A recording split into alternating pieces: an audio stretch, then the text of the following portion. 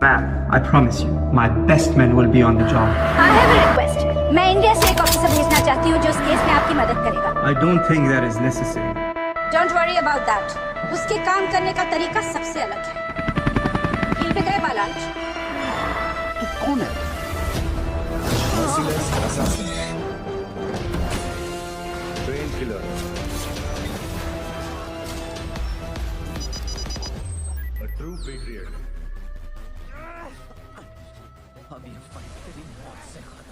बड़गाम की लड़ाई एक डिफेंसिव एनकाउंटर था जो फर्स्ट कश्मीर वॉर के शुरुआती स्टेजेस के वक्त श्रीनगर एयरपोर्ट के करीब कश्मीर वैली में बड़गाम में हुआ था. 3 नवंबर 1947 को इंडियन एयरफोर्स की मदद के साथ इंडियन आर्मी की एक कंपनी और ट्राइबल लश्कर के लगभग 1000 पाकिस्तानी अटैकर्स के बीच बैटल हुआ, जिन्होंने बड़गाम पर क्लियरली कब्जा करने की कोशिश की थी.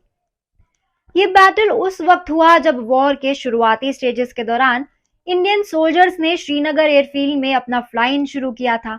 वहीं दूसरी तरफ लश्कर पूरी प्लानिंग के साथ 3 तरफ से आगे बढ़ रहे थे. बुलार लेक के नॉर्थ से मेन मुजफ्फराबाद, बारामुल्ला, पाटन, श्रीनगर एक्सिस के साथ और गुलमर्ग की तरफ से. खबर ये थी कि गुलमर्ग रूट के साथ 700 टेररिस्ट के एक लश्कर को बड़गाम की ओर आने के लिए जाना जाता था, लेकिन अभी तक उनसे किसी तरह का कोई कांटेक्ट नहीं किया गया था और जिस तेजी से उनके बढ़ने का अंदाजा लगाया जा रहा था, उनके हिसाब से लश्कर जल्द ही एयरफील्ड को जब्त करने और इंडियन आर्मी को वायुसेना में शामिल होने से पहले ही ब्लॉक करने की पोजीशन में होगा. लेकिन अगर दूसरे पॉइंट ऑफ व्यू से सोचें तो वो साउथ के पाटन डिफेंसेस को बाईपास कर सकते थे और बिना किसी रुकावट के सीधा श्रीनगर पहुंच सकते थे. उस वक्त दिक्कत तब खड़ी हुई जब वहां इंडियन ट्रूप्स के केवल एक कमजोर ब्रिगेड, जिसे पंजाब में रेफ्यूजीज प्रोटेक्शन ड्यूटीज से हटाया गया था और फिर जल्दबाजी में ना उन्हें एयरलिफ्ट किया गया था, और उस वक्त श्रीनगर की ओर बढ़ रहे ट्राइबल लश्करों के ग्रुप्स के सामने बस वो कमजोर ट्रूप खड़ी थी. इंडियन ट्रूप्स को केवल श्रीनगर एयरफील्ड, मागम और पटन में तैनात किया गया था. महाराजा के अंगरक्षक, राज्य सेना घुड़सवार सेना की एक टुकड़ी ने ना वुलर झील के उत्तर में फिर से छानबीन की. Brigadier LP Sen 161 infantry brigade के नए कमांडर थे. इसके वेस्ट में ना बड़गाम गांव की देखरेख करने वाली पहाड़ियों पर एक स्ट्रॉन्ग फाइटिंग पेट्रोल टीम को भेजने का फैसला किया गया. उस पेट्रोल टीम का काम घुसपैठ करने वाले पाकिस्तानियों के वहां मौजूद होने की किसी भी साइन को ना ढूंढने के लिए बड़गाम के आसपास का एरिया और बड़गाम और मागम के बीच के एरिया की तलाशी लेना था. इस पेट्रोल टीम में 4थी बटालियन कुमाऊं रेजिमेंट की 2 कंपनियों को शामिल किया जाना था, जिसमें कुमाऊं रेजिमेंट की पहली बटालियन की एक कंपनी भी शामिल थी.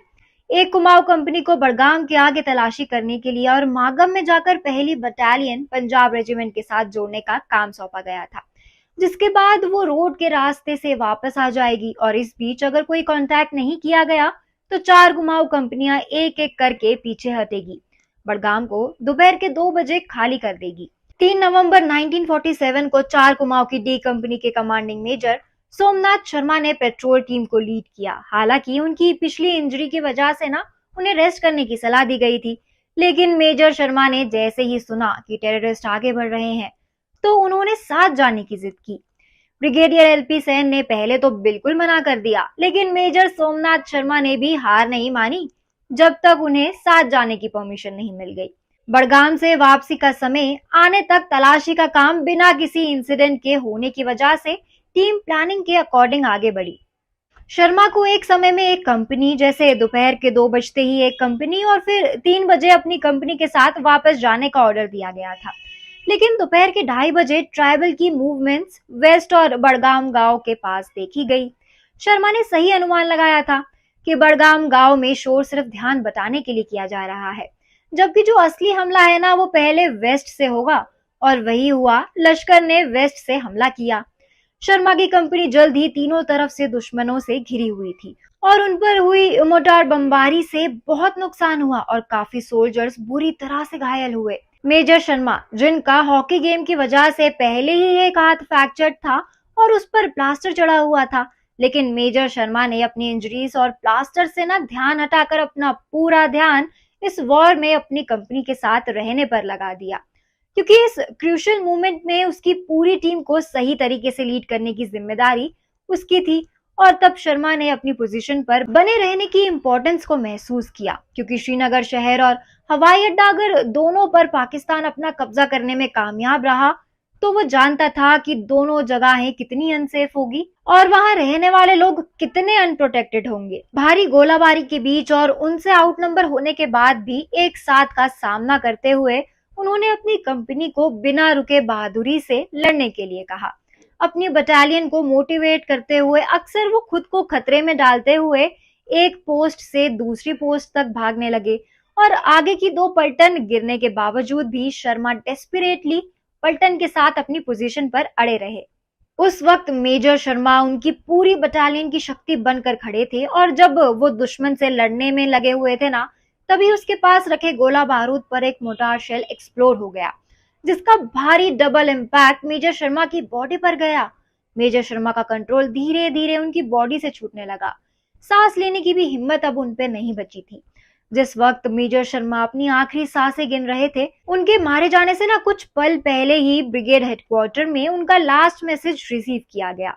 दुश्मन हमसे केवल 50 गज की दूरी पर है और हम होपलेसली आउटनंबर्ड है, लेकिन मैं 1 इंच भी पीछे नहीं हटूंगा और आखिरी आदमी से आखिरी राउंड तक लड़ूंगा और अपनी बटालियन को अपने आखिरी वक्त में भी कभी हार ना मानने और अपनी आखिरी सांस तक देश के लिए लड़ने की इंस्पिरेशन देते हुए major Somnath Sharma battle of Budgam में शहीद हो गए। उनकी वीरता से इंस्पायर्ड सिपाही दीवान सिंह दानू ने अपनी जान गंवाने से पहले दुश्मन पर निडरता से हमला किया। दीवान सिंह को कम से कम 15 लोगों को घायल करने के लिए मरणोपरांत महावीर चक्र से सम्मानित किया गया। बैटल ऑफ बडगाम में इंडियन एयरफोर्स का भी एक मेजर रोल था और उनकी मदद से इंडियन आर्मी ने मेजॉरिटी पाकिस्तान को हरा दिया था। मेजर सोमनाथ शर्मा ने 25 वर्ष की छोटी सी उम्र में देश के लिए अपना जीवन बलिदान कर दिया और वो इंडिपेंडेंट भारत के सबसे पहले परमवीर चक्र के रिसीवर बने। उनकी बहादुरी, लीडरशिप और पावरफुल फाइटिंग स्पिरिट की गाथा आगे आने वाली पीढ़ी को भी इंस्पायर करती रहेगी। ब्रिगेडियर सैन ने डिफेंसेस के रीऑर्गेनाइजेशन का आदेश दिया। एक पंजाब को तुरंत मागम खाली करने और वापस श्रीनगर जाने का आदेश दिया गया। रात होने तक एक पंजाब के सोल्जर्स श्रीनगर में थे और बडगाम एरिया में जाने के लिए ना एक टुकड़ी भेजी गई। तब तक कुमाऊं की पोजीशन काफी लंबी हो चुकी थी। मेजर सोमनाथ शर्मा की लीडरशिप में कुमाऊं रेजिमेंट की 4थी बटालियन की एक कंपनी की सफलता से इस लड़ाई का इंपॉर्टेंस जो था वो बढ़ गया था, जिसने ट्राइबल लश्करों की आगे बढ़ने की गति को रोक दिया था। हालांकि लश्कर के अटैकर्स मेजर शर्मा की बटालियन से बहुत ज्यादा थे। शर्मा की कंपनी ने बिना रुके और डट कर सामना करने में हमलावरों के 200 लोगों को मार गिराया था। साथ ही लश्कर के ट्राइबल लीडर के पैर में एक गोली लगी थी। हालांकि पाकिस्तानी हमलावरों ने उस रात कमजोरियों का फायदा उठाने और एयरफील्ड या श्रीनगर शहर में जाने का कोई प्रयास नहीं किया। ये माना जाता है कि उनके लीडर की इनकेपेबिलिटी, भारी नुकसान और उस एरिया में एक पंजाब के मूवमेंट की रिपोर्ट ने हमलावरों को उनके इस डिसीजन को ना गलत समझने का कारण बना दिया था, जिसकी वजह से एडिशनल इंडियन ट्रूप्स को अगले दिन श्रीनगर हवाई अड्डे में उड़ान भरने, श्रीनगर में एंटर करने के सभी रूट्स को रीऑर्गेनाइज करने को और उन्हें ब्लॉक करने का समय मिल गया था।